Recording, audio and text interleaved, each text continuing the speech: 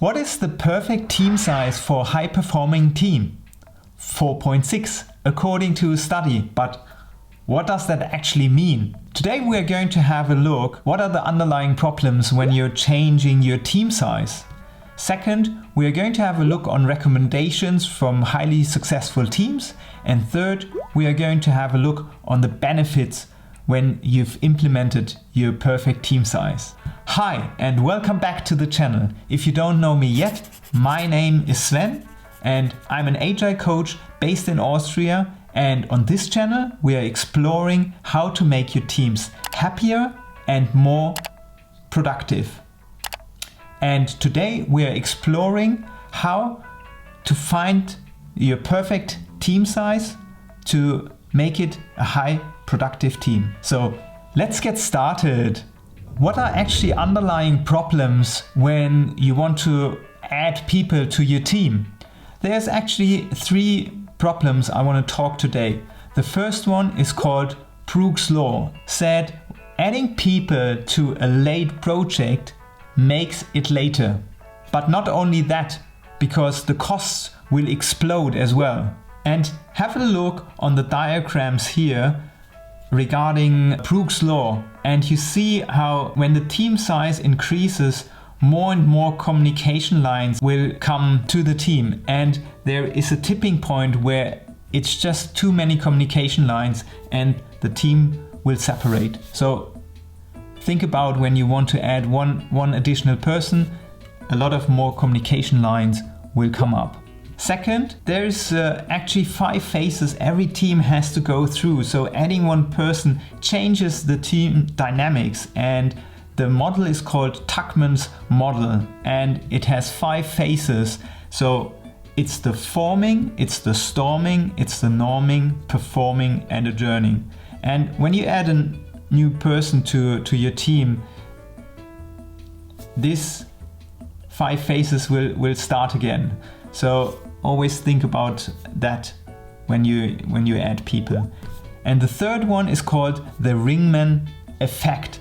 And it says basically that individual members of a group have the tendency to become increasingly less productive as the size of the group increases. So now let's have a look on some recommendations from highly successful teams. In the beginning we already talked about the 4.6, and they are coming from a study from Tuckman and Widmer, but this study is done from 1970, so quite a while ago. But then let's have also a look on other things, and sports is already a very good focus point.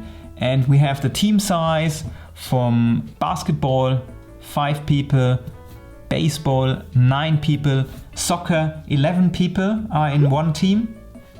There's the Jeff Bezos rule. If you can't feed your team with 2 pizzas, it's too big.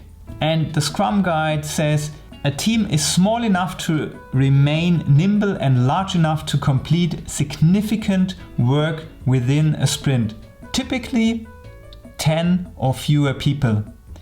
And in general, they have found that smaller teams communicate better and are more productive. My own experience is we had 2 teams with 5 people, and they were producing each as much as the team before when we had 10 people. So if it makes sense and they can generate meaningful value, consider splitting the teams into smaller teams of maybe 5 or 6 people. I also conduct like big workshops of 100 participants, and there we are also using the small group learning experience with like 4 to 8 people in one group to maximize the learning. But what is now happening when you're just starting out? And I believe there's 3 questions you should ask. The first one is, what is the goal of the team? Second is, what are the skills we need to accomplish that goal? And third is, how many people do we need to have all skills at least covered? What are now the results when you found your team size? First of all, you will have a good size of communication lines. Second, you will have the chance to create a psychological safe environment for the team, and with this create trust and happiness in the team. And third, one prerequisite is to have a stable team, and when you have a stable team, that's one pattern of a high performance team. So what do you think? How big is your team, and what are issues you are facing in your current team? Leave a comment below and share your insights of team size. Thank you very much for watching this video. If you liked it, please like the video, and here you will find my latest other videos. Please subscribe to my channel, and I wish you an enjoyable and productive time.